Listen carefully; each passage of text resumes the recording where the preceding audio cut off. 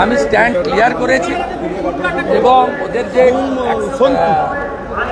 8-10 জন মিলে একটা কমিটি এখানে ওরা পরিচালনা করছে।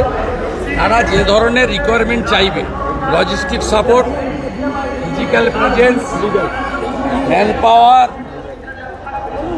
যে কোনো লিগ্যাল সাপোর্ট, ফলস মামলা হয়েছে কালকের ঘটনায়, সব ধরনের করতে আমরা রাজি আছি। সেটাও আমি আজকে ওদের বলেছি।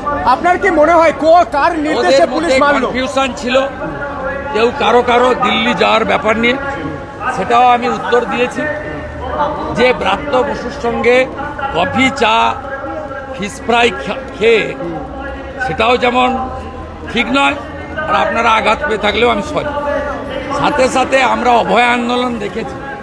অরাজনৈতিক করতে গিয়ে রাজ্যের প্রধান বিরোধী দলকে ঢুকতে না দেওয়া, তার পরিণতি আজকে আপনারা দেখছেন।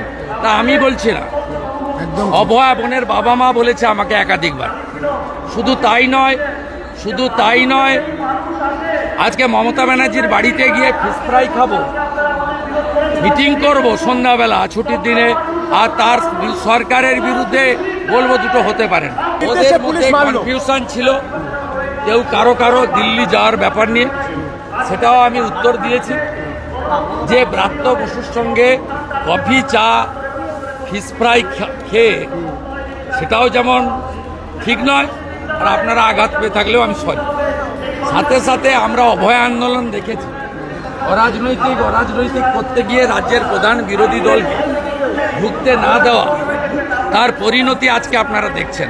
তা আমি বলছি না, অভয়া বোনের বাবা মা বলেছে আমাকে একাধিকবার। শুধু তাই নয়, আজকে মমতা ব্যানার্জির বাড়িতে গিয়ে ফিশ ফ্রাই খাবো, মিটিং করব সন্ধ্যাবেলা ছুটির দিনে, আর তার সরকারের বিরুদ্ধে বলবো দুটো হতে পারে না।